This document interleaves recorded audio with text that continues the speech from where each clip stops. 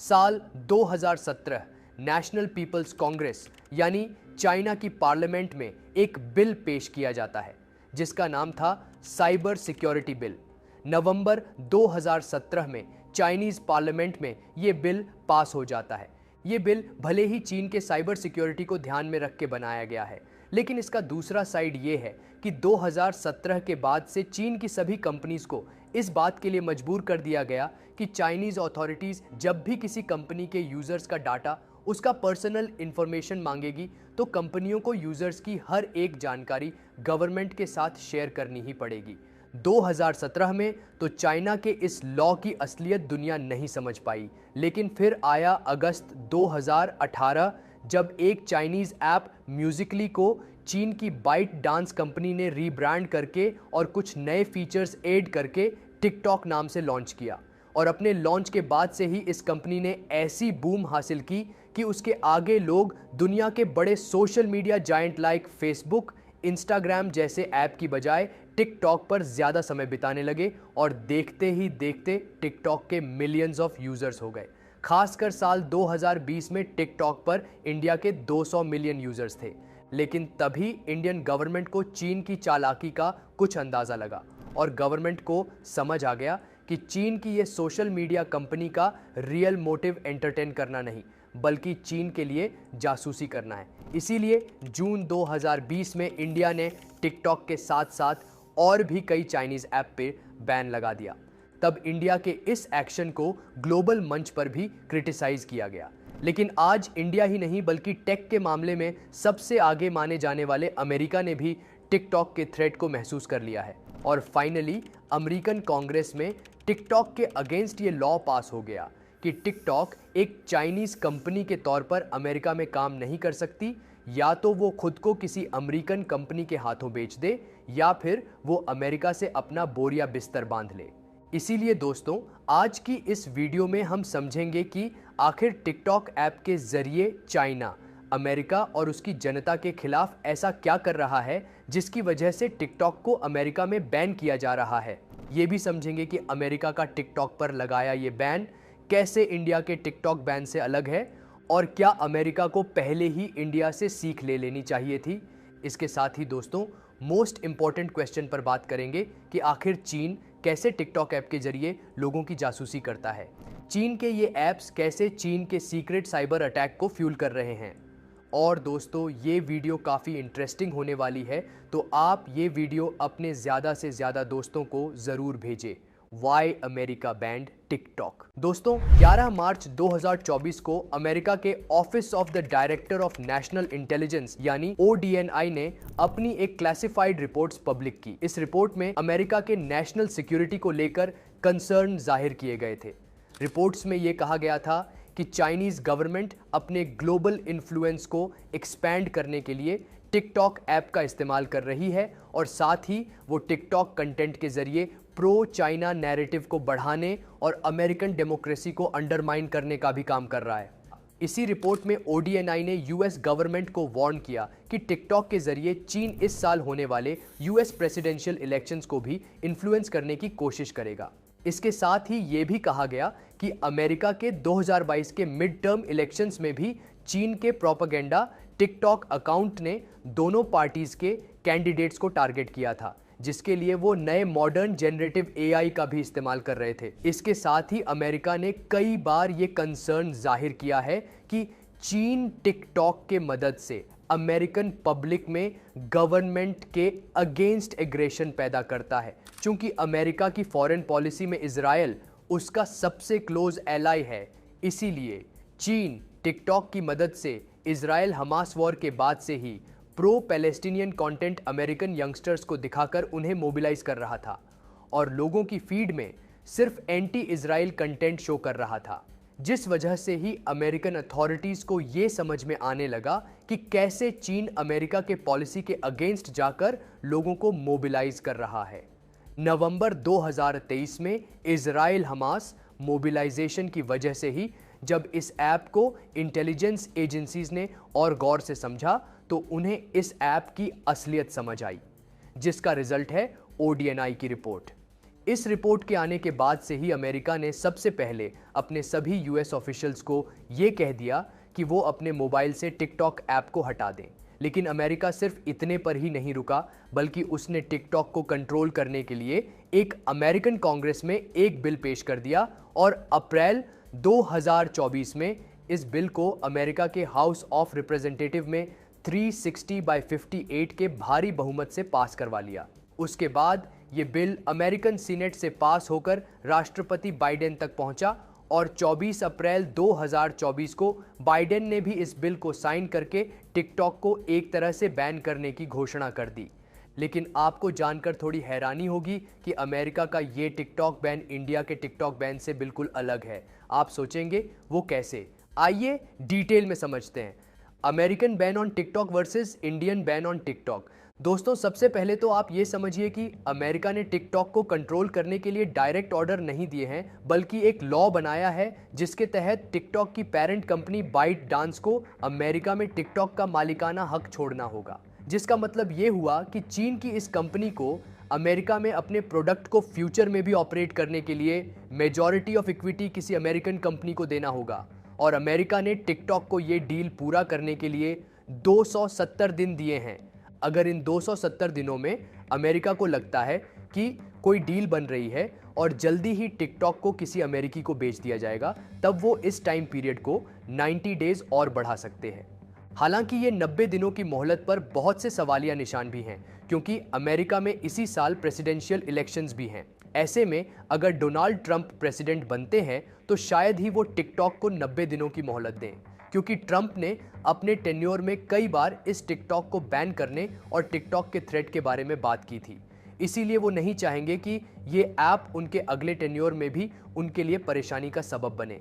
ऐसे में टिकटॉक को अमेरिका के 170 मिलियन यूजर्स को सर्विस देने के लिए खुद को बेचना ही पड़ेगा। लेकिन ये ऐप शायद ही ऐसा करे, क्योंकि अगर वो ऐसा करता है तो उसका फेमस एल्गोरिथम, जो इस ऐप की मेन यूएसपी है, वो अमेरिकन टेक कंपनीज में शेयर हो सकता है, जिससे टिकटॉक के साथ ही साथ बाकी के भी ऐप्स उसी की तरह स्मार्ट बन सकते हैं, जो टिकटॉक के एग्जिस्टेंस के लिए खतरा बन जाएगा।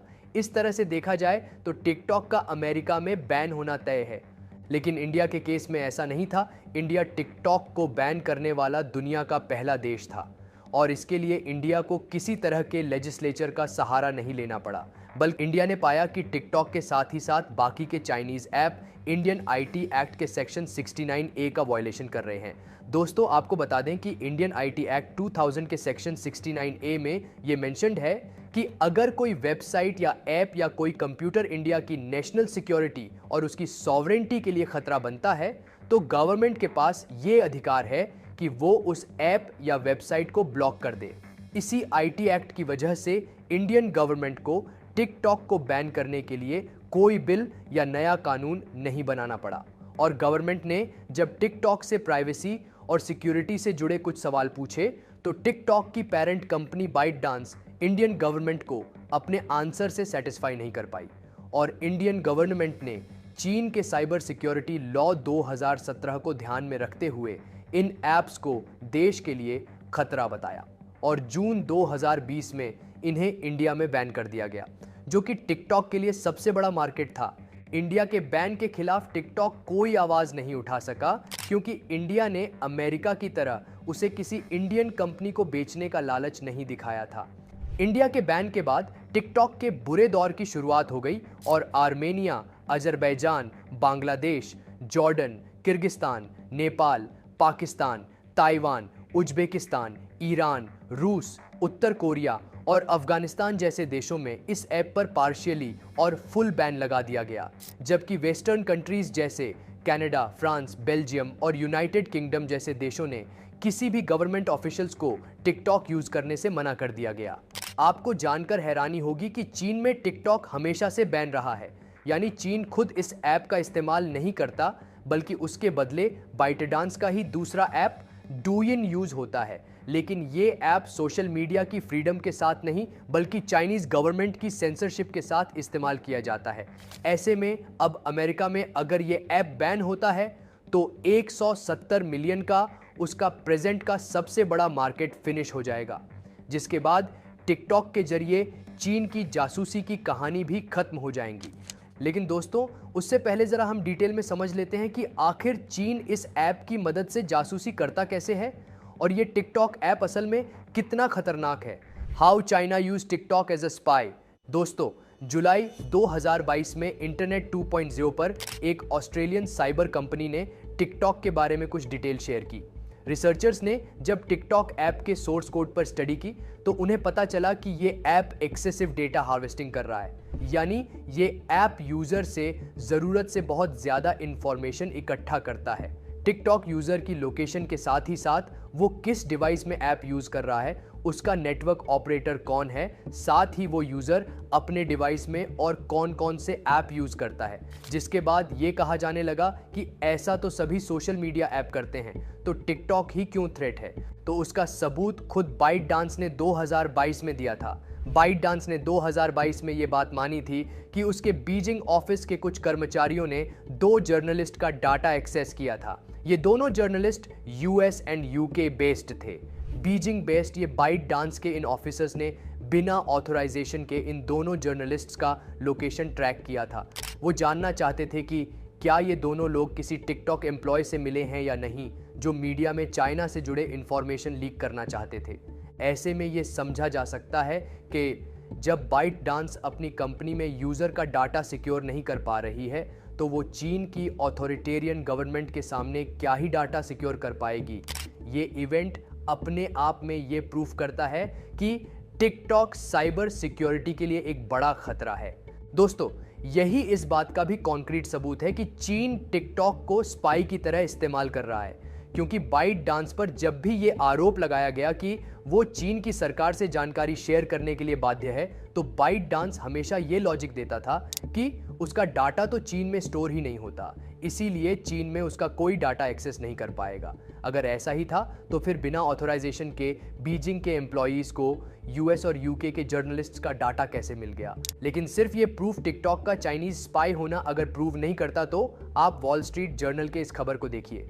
साल 2023 में बाइट डांस के एक वर्कर ने वॉल स्ट्रीट जर्नल से बात करते हुए ये बताया था कि चीन की सरकार ने 2018 में टिकटॉक यूजर्स का डाटा एक्सेस किया था ताकि वो 2018 में हांगकांग में हो रहे प्रो डेमोक्रेसी प्रोटेस्टर्स की जासूसी कर सके, जिसके लिए गवर्नमेंट ने टिकटॉक यूजर्स का नेटवर्क इंफॉर्मेशन से लेकर बाइट डांस ने सिम कार्ड आईडीज और आईपी एड्रेसेस तक को एक्सेस किया था। इसके अलावा फोर्ब्स ने यह भी पाया कि बाइट डांस और टिकटॉक ने अपने ऐप के जरिए दुनिया भर के टॉप पॉलिटिशियंस और सेलिब्रिटीज के डाटा को चीन में स्टोर करके रखा है और कहीं ना कहीं चीन इसी डाटा का इस्तेमाल अपने साइबर अटैक्स में भी करता है, जिसे आइए थोड़ा डिटेल में समझते हैं। How is China using TikTok data to fuel its cyber attacks. 2009 में अमेरिकी पॉलिसी थिंक टैंक रैंड की एक स्टडी आई थी। इस स्टडी में चीन के एक डिफेंस एक्सपर्ट के हवाले से लिखा गया था कि 20वीं सदी में जैसे परमाणु युद्ध था, वैसे ही 21वीं सदी में साइबर युद्ध है। कहने का मतलब ये था कि राष्ट्रीय सुरक्षा के लिए साइबर युद्ध अब बेहद जरूरी हो गया है। ऐसे में चीन का साइबर अटैक आखिर पॉसिबल कैसे होगा? तो दोस्तों, उसके लिए उसे दूसरे देशों का डाटा, वहां के लोगों के मोबाइल फोन या फिर कंप्यूटर का एक्सेस चाहिए होगा, जिसके लिए टिकटॉक और उसके जैसे ऐप्स इन हैकर्स को बेसिक मदद करते हैं। इसमें टिकटॉक का रोल डायरेक्टली तो कहीं प्रूव नहीं हुआ है, लेकिन आप कुछ इवेंट्स की मदद से इसे खुद ही समझ सकते हैं। जैसे कि 15-16 जून 2020 को लद्दाख में गलवान घाटी के पास भारत चीन की सेना के बीच हिंसक झड़प भी हुई थी। इस झड़प में जब चीन को भी भारी नुकसान हुआ तो उसने उसका बदला लेने के लिए साइबर अटैक का रास्ता चुना। बता दे कि तब तक भारत में टिकटॉक बैन नहीं हुआ था। इस हिंसक झड़प के बाद चीनी हैकर्स ने भारत पर 5 दिन तक 40,300 से ज्यादा बार साइबर हमले किए। हालांकि इंडियन इंटेलिजेंस को इंडिया पर चीनी हैकर्स की ओर से साइबर अटैक होने का पहले से ही अंदेशा था, जिसके लिए एक एडवाइजरी भी जारी हुई थी। दोस्तों, चीन द्वारा भारत पर किया गया ये साइबर अटैक अपने आप में चीन और उसके ऐप्स की मिलीभगत का एक बड़ा एग्जाम्पल पेश करता है। इसके अलावा आपको बता दें कि चाइना इकलौता ऐसा देश है जिसके पास गवर्नमेंट फंडेड साइबर हैकर्स की आर्मी है, जिसे चाइना की आर्मी पीपल्स लिबरेशन आर्मी का हिस्सा माना जाता है। ऐसे में ये सवाल साफ है कि अगर सरकार हैकर्स की आर्मी बना रही है तो उन्हें काम करने के लिए जरूरी डेटा या टारगेट तो प्रोवाइड करेगी ही, जिसके लिए टिकटॉक जैसे पॉपुलर एप्स से बेहतरीन वेपन और क्या हो सकता है। कंक्लूजन, इस तरह से देखा जाए तो ये बात कहीं ना कहीं सच साबित होती है कि चीन सालों से टिकटॉक की मदद से लोगों का पर्सनल डेटा यूज कर रहा है, जिसके खिलाफ सबसे पहला कदम किसी और ने नहीं बल्कि भारत ने ही उठाया था। लेकिन तब दुनिया के बाकी देश इसे चीन के साथ उसकी पर्सनल दुश्मनी कहकर क्रिटिसाइज कर रहे थे। आज जब अमेरिका ने टिकटॉक पर यही बैन लगा दिया है तो सभी वेस्टर्न देशों के कान खड़े हो गए हैं और आज सब टिकटॉक के यूज से बचने की बात कह रहे हैं। दोस्तों, इससे ये बात प्रूफ होती है कि चीन ने इस ऐप का इस्तेमाल अपनी ग्लोबल डोमिनेंस को मजबूत करने और डेमोक्रेटिक देशों में बायस्ड ओपिनियन को प्रमोट करने के लिए किया है, जिसे अगर बाकी के देशों में भी बैन नहीं किया गया तो चीन जिस साइबर अटैक को 21वीं सदी की रियलिटी कहता है, वो उसी का सहारा लेकर टिकटॉक पर डांस वीडियो बनाते लोगों के जरिए पूरे देश को मोबिलाइज कर देगा। दोस्तों, आप इस मुद्दे पर क्या सोचते हैं? हमें आपके विचार जरूर बताइए कमेंट्स में, और इसी तरह की और भी दिलचस्प और महत्वपूर्ण वीडियोस के लिए हमें सब्सक्राइब जरूर करिए। Thank you.